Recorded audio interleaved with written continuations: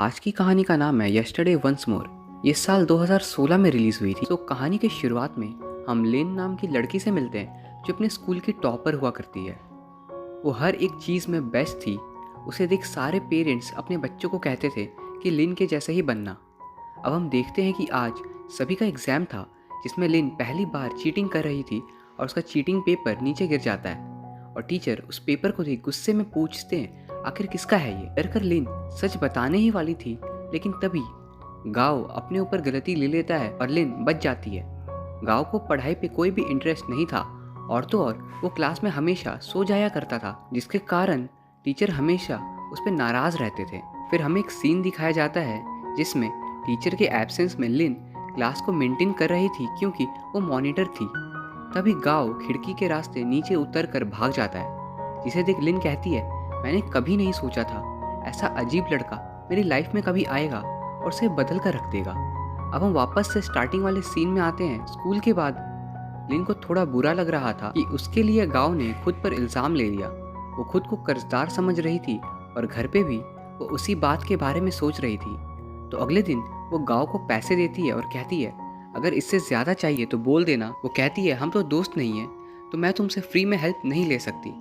ये सब सुनकर गांव वहाँ से जाने लगता है, लेकिन वो उसे जाने नहीं देती। तो वो पूछता है तुम तो टॉपर हो, चीटिंग क्यों करी तुमने। वो कहती है मैं कभी नहीं करती, पहली बार करना पड़ा। तो वो कहता है वही तो, फिर इस बात को भूल जाओ, तुम इतनी सीरियसली क्यों ले रही हो और मैं इस बात को नहीं बताऊंगा, टेंशन मत लो। वो फिर जाने लगता है। तभी वो कहता है अरे एक बात है, मेरे पास होमवर्क बहुत सारे पेंडिंग हैं, उन्हें मैं कर नहीं पा रहा हूँ। क्लास मॉनिटर लिन प्लीज मेरे लिए कर दोगी। और ऐसे शुरुआत होती है इन दोनों की दोस्ती की। वो रोज अपने होमवर्क की कॉपी लिन को दे दिया करता था। लिन को गुस्सा तो आता था लेकिन वो फिर भी उसके होमवर्क को कर दिया करती थी। इसी बीच गांव को पता चलता है कि लिन को एस्ट्रोनॉमी में इंटरेस्ट है। अगले सीन में हम लिन की बेस्ट फ्रेंड जिया से मिलते हैं।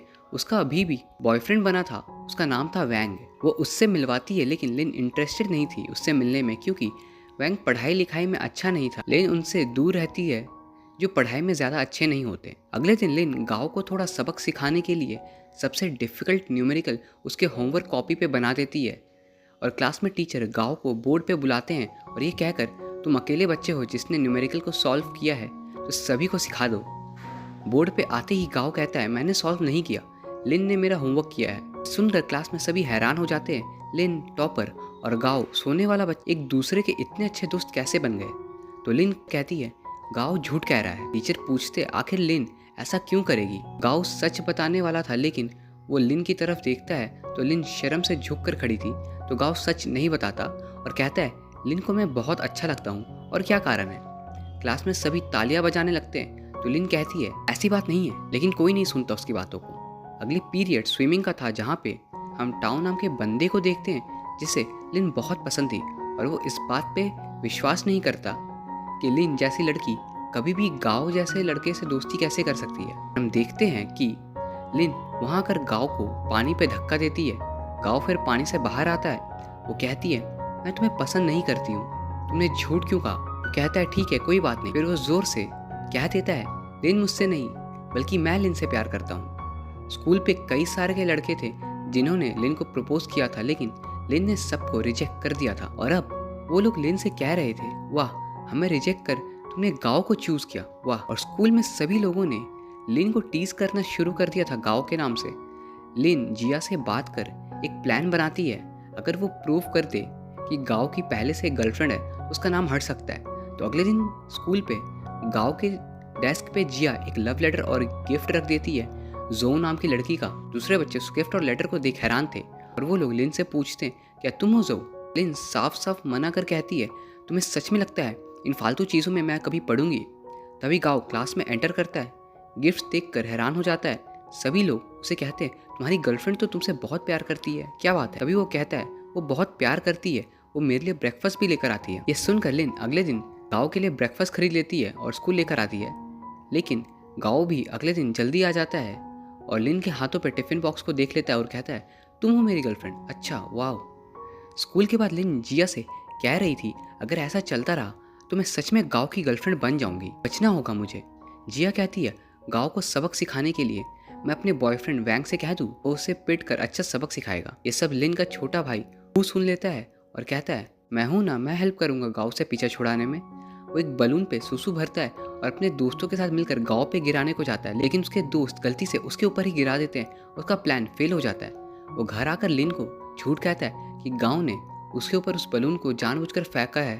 ये सुनकर लिन गाँव के घर जाती है उसे डांट लगाने। वहाँ पहुँच वो देखती है कि पानी की पाइप लीक हो रही है और वो उसके दादाजी की हेल्प करती है पानी को रोकने में, लेकिन वो बहुत भीग जाती है। तभी वहाँ पे गाँव आता है। लिन को देख वो उसे टॉवल देकर अपने रूम पे ले जाता है। फिर वो अपने दादाजी को खाना खिलाता है। उसे देख लिन काफ़ी खुश थी। उसे गाँव का अच्छा साइड पहली बार देखने को मिला। फिर गाँव रूम में आता है लिन के लिए फ़ैन लगाने। तभी लिन उससे पूछती है, आखिर तुमने मेरे भाई के साथ ऐसा क्यों किया? पूछता है, क्या तुमने अपने भाई से पूछा भी था कि मैंने क्या किया उसके साथ? उसे समझाता है कि उसके भाई ने झूठ कहा है उससे और वो चुप हो जाती है। फिर वो उसे घर छोड़ने के लिए जाता है। रास्ते में उसे थैंक्स बोलता है पाइप को ठीक करने में हेल्प करने के लिए। फिर उनकी बातों से हमें पता चलता है कि गाँव को मॉडल प्लेन बनाने का शौक है और इसलिए वो पढ़ाई पे ध्यान नहीं देता। अगले दिन कुछ लड़कियां गाँव से पूछ रही थी, तुम प्यार किससे करते हो, लिन या जोऊ से? वो कहता है, लिन तो सिर्फ ऐसे ही है, लेकिन जोऊ तो मेरी असली गर्लफ्रेंड है। पता है कल उसने मेरे घर पे मेरी बहुत मदद की, वो बहुत अच्छी है। ये सब लिन और जिया भी सुन रहे थे। जिया को लग रहा था कि लिन अब गाँव के चक्कर से बच गई, क्योंकि उसे नहीं पता था कि गाँव जान चुका है कि जोऊ कोई नहीं बल्कि लिन है। और लिन को भी थोड़ा थोड़ा कहीं ना कहीं गाँव अच्छा लगने लग गया था। अगले दिन क्लास में टीचर सभी से पूछ रहे थे कि वो लोग फ्यूचर में बनना क्या चाहते हैं। इसी में वो एक स्टूडेंट की इंसल्ट कर देते हैं जब वो कहती है कि मैं एक्ट्रेस बनना चाहती हूँ। ये देख गाँव खड़ा होकर कहता है, मेरा सपना उड़ने का है। और वो टीचर को अपनी बनाई हुई प्लेन दिखाता है और कहता है, ये देखो, ये रहे मेरे विंग्स, इससे उड़ूंगा मैं। टीचर उसे कहते हैं, हिम्मत है तो जाओ और अभी उड़कर दिखाओ। अगले पीरियड में सभी लोग ग्राउंड पे थे। तभी वो देखते हैं कि गाँव ग्लाइडर की मदद से उड़ रहा है। ये सभी हैरान थे। गाँव को उड़ता देख लिन बहुत खुश हो रही थी। अलग ही खुशी थी उसके अंदर। उड़ते हुए वो एक पेड़ से टकरा जाता है और गिर जाता है। अब रात हो चुकी थी। लिन अपने रूम पे एस्ट्रोनॉमी की मैगजीन पढ़ रही थी। तभी उसे एस्ट्रोनॉमी एग्जीबिशन का ऐड गिरता है। उसके फादर ये देख लेते हैं। लिन को एस्ट्रोनॉमी में बहुत इंटरेस्ट था, लेकिन उसकी मॉम उसे फाइनेंस पढ़ाना चाहती थी। लेकिन लिन के फादर एग्जीबिशन का ऐड देख कहते हैं, ये मौका बार बार नहीं मिलता, प्लीज़ जाओ, तुम्हारी मॉम से मैं बात कर लूँगा। लेकिन वो मना कर देती है। अगले दिन पूरे स्कूल में ये अनाउंसमेंट होती है कि गाँव ने बहुत ही खतरनाक काम किया था, तो उसके लिए उसे बहुत ही बड़ी पनिशमेंट मिलेगी। छुट्टी होने के बाद वो गाँव के घर जाती है। वो जाना नहीं चाहती थी, पर वो खुद को रोक नहीं पा रही थी। वहाँ पे गाँव के बहुत सारे दोस्त भी मिलते हैं उससे। अगले दिन गाँव स्कूल में आता है। उसे देख सारे क्लासमेट्स उसके लिए ताली बजाते हैं। अगले सीन में टाओ गाँव के पॉकेट में अपनी घड़ी रखवा देता है। फिर वहाँ पे जाकर अपनी घड़ी के गुम होने का नाटक करने लगता है। गाँव वहाँ से जा रहा था तो वो लोग उसे रोक के उस पर इल्ज़ाम लगाते हैं। गुस्से में गाँव उनसे लड़ने लगता है और वो सभी गाँव को बहुत मारते हैं। दूर से लिन देख लेती है और उसे बचाने जाती है। तभी टाओ बताता है कि इसके फादर एक क्रिमिनल है, उन पे मर्डर के चार्जेस हैं। तभी गाँव अपने पॉकेट में चेक करता है, उसे घड़ी मिल जाती है। वो समझ जाता है कि ये सिर्फ टाओ का प्लान था उसे नीचा दिखाने का। घर जाते वक्त जिया कह रही थी उसके फादर ने गलत किया है, तो इसमें उसकी क्या गलती, उसे बुरा भला क्यों कहना, आज उसके साथ बहुत बुरा हुआ। ये सब सुनकर लिन तुरंत गाँव के पास चली जाती है। वो देखता है कि लिन उसके लिए आई है। ये उसे बहुत अच्छा लगता है। वो उसे अपने साथ पहाड़ की चोटी पे ले जाता है। वहाँ पे वो बताता है उसके फादर जेल गए थे, तब वो रोज़ रात को यहाँ आता था। वो सिर्फ 7 साल का था जब उसके फादर को जेल हुई थी। उसके फादर के कलीग्स ने उन्हें फंसा दिया था और उस दिन के बाद से काफ़ी समय तक दूसरे बच्चे उसे परेशान करते थे। वो अपने फादर को ही दोषी मानता था, लेकिन फिर एक दिन उसके फादर ने उसके लिए एक चिट्ठी भेजी और उससे माफ़ी मांगी और कहा, प्लीज़ अपने दादाजी का ख्याल रखना और मुझसे दोबारा कभी मिलने मत आना। मैं जानता हूँ मेरे कारण तुम्हें बहुत कुछ सहना पड़ा है, इसके लिए हो सके तो मुझे माफ़ कर देना।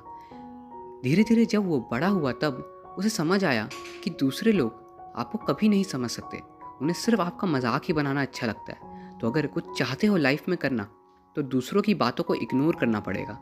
और इसी कारण से वो अपनी लाइफ में बहुत इग्नोरेंट हो गया था कि वो इतनी सारी बर्डन नहीं रखना चाहता था अपने ऊपर। फिर लिन पूछती है, तुम्हारी मॉम किधर है? वो बताता है, मैं कुछ महीनों का ही था तभी वो इस दुनिया से चली गई। लिन उसके साथ बैठ उसकी सारी बातें सुनती है और ये सब गाँव को बहुत अच्छा लगता है। उसने आज तक इन सब चीज़ों के बारे में किसी से नहीं कहा था। फिर लिन उससे उसकी मॉम का बर्थ डेट पूछती है और वो जानकर वो बताती है कि तुम्हारी मॉम एरीज होंगी पक्का। और वो उससे एरीज कॉन्स्टेलेशन दिखाकर कहती है, तुम्हें जब भी अपनी मॉम की याद आए इस कॉन्स्टेलेशन को देखना। फिर गाओ कहता है, अगर तुम्हें एस्ट्रोनॉमी के बारे में इतना ज़्यादा पता है और इतनी पसंद भी है तुम्हें, तो तुम फाइनेंस क्यों पढ़ रही हो। वो बताती है कि मेरी मॉम ने कहा था कि फाइनेंस करने में ज़्यादा अच्छा करियर बन सकता है। गाओ पूछता है, तुम क्या चाहती हो। वो कहती है, हम अपनी लाइफ में हमेशा वो नहीं कर सकते जो हम चाहते हैं। अगले दिन स्कूल में छुट्टी के वक्त टाओ लिन से कहता है, आखिर तुम्हें गाओ से प्यार क्यों हो रहा है। वो बहुत ही बेकार इंसान है, तुम उसे डिजर्व नहीं करती हो। अगले सीन में हम देखते हैं गाओ लिन को उसी एग्जीबिशन की टिकट्स लाकर देता है और कहता है, तैयार हो जाओ चलने के लिए। अगले दिन प्रिंसिपल क्लास में बच्चों से कुछ सवाल कर रहे थे जिसमें गाओ गड़बड़ कर देता है, जिसके लिए उसे बाद में टीचर से बहुत डांट पड़ती है। वो जब घर आती है तो उसकी मॉम उसे कहती है कि तुम उस आवारा इंसान के साथ क्यों घूमते रहती हो, उसे बात करना अभी से बंद कर दो। अगले दिन था एग्जीबिशन का दिन। लिन तैयार थी लेकिन अपनी मॉम को बता नहीं पा रही थी उसे एग्जीबिशन पे जाना है और वो नहीं जा पाती है। वही दूसरी तरफ गाओ वेट करता रह जाता है वहाँ पे। अगले दिन स्कूल के बाद लिन गाओ के घर जाती है। वहाँ उसे पता चलता है गाओ के दूसरे ठिकाने के बारे में। उससे वहाँ पे मिलने जाती है। गाओ उसे बताता है कि उसने स्कूल छोड़ दिया है। ये सुनकर लिन उससे कहती है, तुम हमेशा गलत काम क्यों करते हो, तुम्हें अपनी लाइफ प्यारी नहीं है क्या। वो कहता है, तुम हमेशा पढ़ाई की ही बातें क्यों करती हो, उसके ऊपर भी बहुत कुछ है। देखो मेरे दोस्त को, उसका रिपेयर शॉप है और वो बहुत खुश है। लिन कहती है, फिर भी वो सिर्फ एक रिपेयर शॉप ही है ना, चाहे जो हो जाए पैसे तो मिल जाएंगे लेकिन नाम नहीं मिल पाएगा। तभी गांव का दोस्त आता है और कहता है, ऐसा तुम्हारे जैसे लोग सोचते हैं जो दूसरों को उनके काम से तौलते हैं। लिन गांव से कहती है, मुझे लगा था तुम्हारे भी कुछ ड्रीम्स है लेकिन, और वो वहाँ से चली जाती है। अगले दिन लिन को अपने पेरेंट्स का डिवोर्स सर्टिफिकेट मिल जाता है जिसे देख वो शॉक हो जाती है। तभी उसे अपने पेरेंट्स की आने की आवाज़ सुनाई देती है। वो कबर्ड पे छिप जाती है और अपने मॉम डैड के बीच के होने वाले बहस को देख लेती है। वो अगले सीन में हम देखते हैं टाओ गाओ से मिलता है और उसे कहता है, तुम लिन को डिज़र्व नहीं करते, उसे सिर्फ मैं डिज़र्व करता हूँ, याद रखना। गाओ कहता है, तुम लिन को डिज़र्व करते हो, तुम्हें ऐसा लगता है तो बताओ, कभी तुमने जानने की कोशिश की लिन क्या चाहती है अपने लाइफ में, वो सच में खुश है या सिर्फ खुद को खुश रखने का नाटक कर रही है। तुम्हें उसके बारे में कुछ भी पता है। वो कुछ नहीं कह पाता।